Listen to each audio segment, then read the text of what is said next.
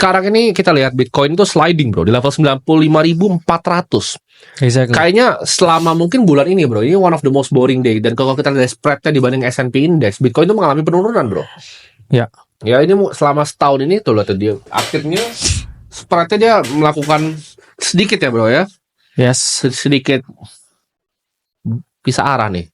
S&P-nya melaju dia pisah arah. Damn. Kenapa bro ini? Pisah arah sama S&P nih. Awalnya kan berkorelasi tuh kan. Iya. Nah, sekarang dia pisah arah nih. Lebih busuk nih Bitcoin kita nih. Iya, karena kita udah sempat bilang ke teman-teman sejak lama bahwa Padahal kemarin ada narasi positif bro, di mana Abu Dhabi masukin ya uang parkir lah buat dia lah. Iya. Tapi at least ada skin in the game. Kenapa bro? Ini kita udah bilang ke teman-teman bahwa 100.000 ini angka yang kita ngomong berat ya. Ya. Kita udah ngomong bahkan dari akhir tahun yang lalu bahwa ada chance di mana ini akan cenderung chop solidation dulu. Ya. Dan memang beneran ya kejadian chop solidation ya. Kita berharap nggak terlalu lama.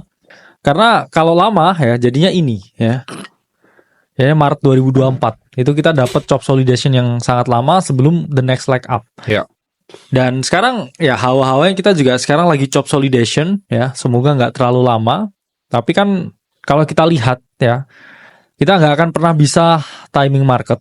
Ya, kalau teman-teman coba timing, ya Bitcoin itu udah berkonsolidasi selama berbulan-bulan, terus tiba-tiba dia boom, ya ngepam hanya dalam 49 hari. Itulah mengapa saya bilang kalau teman-teman ya mencoba pengen punya exposure di market crypto, ya ini harus memang exposure yang perlahan-lahan, ya jangan langsung punya pikiran ya saya sekali hantam semua langsung gede, karena Bitcoin sekarang kalau kita lihat weekly chart gimana ya, weekly chart kalau kita ngomong ya sekarang ada di 13 EMA ya, di weekly-nya dia masih support ya, di dynamic support. Dan kalau kita lihat juga secara struktur market kita juga ada di low range-nya di 90k, kita bilang adalah ya 90k is the new 100k. Ini bisa jadi support yang kuat ya, dan saya masih sangat optimis Bitcoin nemu supportnya di sini karena 500 hari ya topnya itu harusnya setelah halving. Tapi secara price action kayak sulit dijebol bro itu untuk sekarang ya. Ya dia untuk kan sekarang konsolidasi. Ya 70% chance menurut saya dia akan bounce ya di range sekitar ya 90 sampai. Karena kalau kita lihat 95. dari Bitcoin sekarang bro, dengan price action sekarang itu volatilitasnya kita lihat cenderung menurun justru ya bro ya. Jadi Bitcoin tuh volatilnya turun banget nih, tapi asetnya belum kemana-mana. Ini tanda biasanya dia mau naik mungkin dalam 4-5 bulan ke depan ya bro ya. WLD ya kalau secara price action ya memang sangat nggak menarik ya. Hampir sama seperti semua altcoin yang ada di market saat ini ya. Semuanya lagi merah dan belum ada trigger ya untuk bounce, kecuali ya kalau ini respected ya. Ini adalah support terakhir ya, kita ngomong floor price di $1. Ya. Dan kalau kita lihat dari data di token terminal ya, WLD itu full merah. Ya, itulah mengapa sampai telepon-telepon HW ya butuh user, karena mau pasang orb misalnya. Iya. Daily active usernya itu drop sampai 66%. Ya. Ya, ini menunjukkan ya kalau memang terjadi penurunan signifikan ya. Yes. Dari usernya WLD ya. Mau nggak mau ya harus kejar tayang ya untuk nambah orang. Dan tokenomic wise memang kurang oke ya. Karena orang dapat sesuatu yang gratis bro, hanya dengan itu yang gue kurang ini suka sih bro. Gue kurang suka insentif yang dibagi karena value itu nggak bisa di-create begitu menurut gue. ya.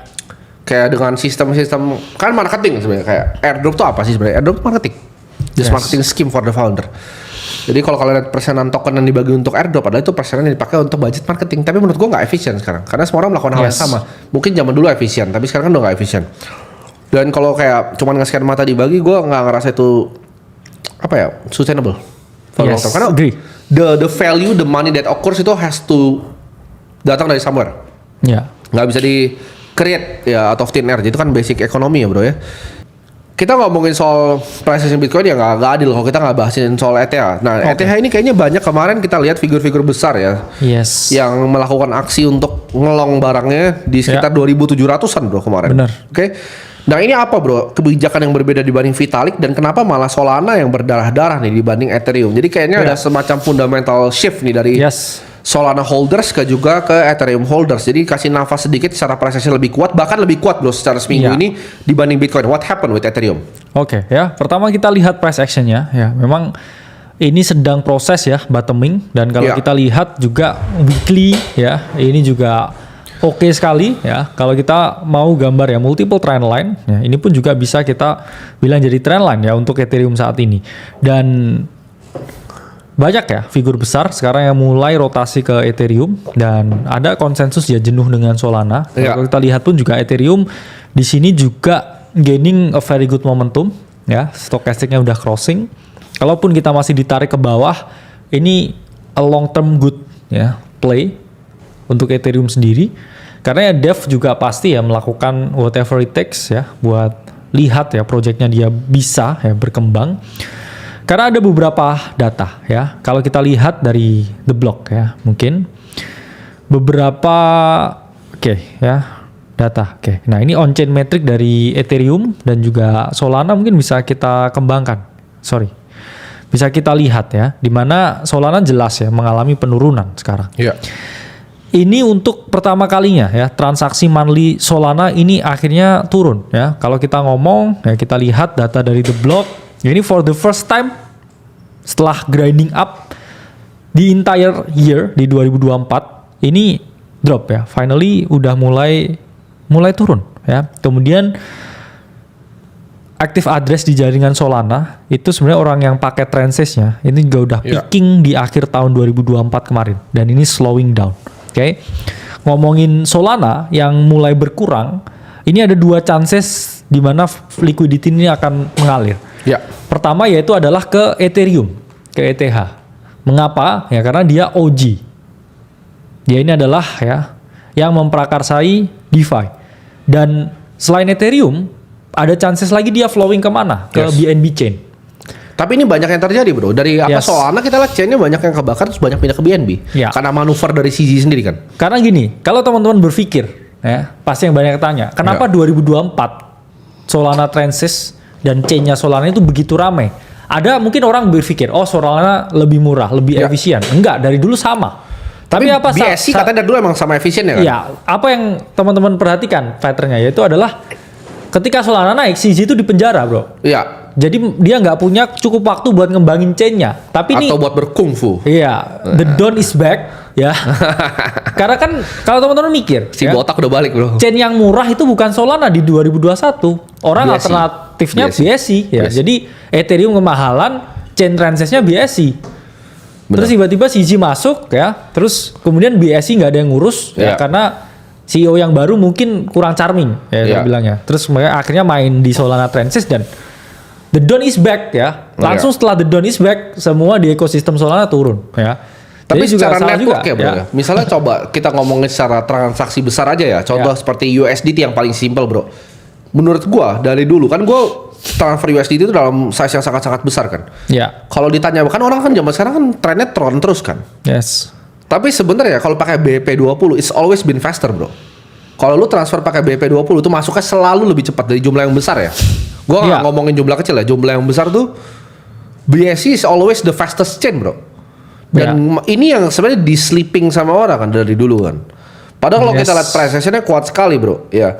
Tapi gimana? Kalau menurut lo apakah memang transisi dari Solana sendiri ini ke BSC ini udah inevitable? Karena CZ kayaknya dia keluar dari penjara. Yes, lalu dia kayak dia kungfu, dia ya. mainin, dia hantam semua meme coin ini. Trump kena rakpul meme coinnya, jadi yang nyicil mudeng segala macam mati itu kan, orang-orang tolol yang nyicil mudeng itu mati. Ya kan yang kita influencer gembel itu mati, yang trading di ruko bukan di ruko kebagusan mereka masih trading di kamar kan, makanya masih trading di kamar itu mati, ikutin mudeng-mudengan tolol, kena Trump kena makin tolol lagi, terus terakhir kena Libra terus nyerah. Itu kan transisinya. Ya kita lihat datanya ya bro, ngomongin tentang BSC yang cepat buat kirim stablecoin USDT. Ini kita lihat di data Q4-nya ya untuk BNB Chain ini sendiri ya, BNB Smart Chain ini. Setengah transaksi dari BNB Smart Chain itu adalah transfer stablecoin. Ya. Jadi kalau teman-teman ya ngomong apakah BSC bisa make a comeback ya, I think bisa juga ya, karena active address yang paling tinggi yaitu juga dari transfer USDT ya. Betul. Kalau kita lihat datanya pun juga TVL DeFi juga naik 53% ya. Jadi apakah ini akan jadi BNB season ya? Ya kita lihat bro, price action-nya BNB. Kita masih target ke teman-teman ya. BNB we think ya ada chance. Ya ini gambaran kapan? Ini kalau nggak salah gambaran ya beberapa minggu yang lalu ya. Kita masih percaya ya dengan BNB ke 1000 ya, dan sekarang pun dia retrace ya karena minggu ini juga ada banyak sekali ya katalis ya, dan jangan pernah ya coba timing the bottom dan juga entry. Jadi teman-teman harus punya ya mulai scale in ya perlahan-lahan, karena I think ya ini bisa ya. Iya benar. Kalau kita lihat Sol BNB lah sekarang ya chartnya ini. Nah ini saya lihat ini pattern distribusi ya, kita ngomongnya Sol BNB. Ini yang ya harus kita perhatikan juga ya. Mungkin Solana bisa kehilangan dominasinya. Ini ya. menarik bro chartnya. Ini menarik sekali untuk perhatikan. Yes. Jadi kita lihat datanya ya dengan token terminal pun, oke. Kita lihat BNB ya, BNB chain, oke, dan ya ini bro ya, BNB ini cenderung hijau ya. 30 hari terakhir revenue dari BNB itu naik 80%. Ya. Something brewing in the shadow ya. Betul. Dan ya kita ya berarti bikin ini ya call BNB di sini. Benar. Dimana ya not financial advice bro ya, karena ntar dibilangin ya kayak crypto influencer promosi aset kripto. Ya. Nah ini padahal kan kita cuman ini kan kita jelasin bacain datanya. Ini kan kebaca nih nggak ya. ada ya, nggak ada promosi aset kripto. Gue nggak perlu promosi, udah kaya raya bos di sini. Nggak perlu promosi, udah kaya raya. Kita dari trading tuh udah kaya raya. Nggak perlu ambil endorse kayak influencer di luar sana gitu.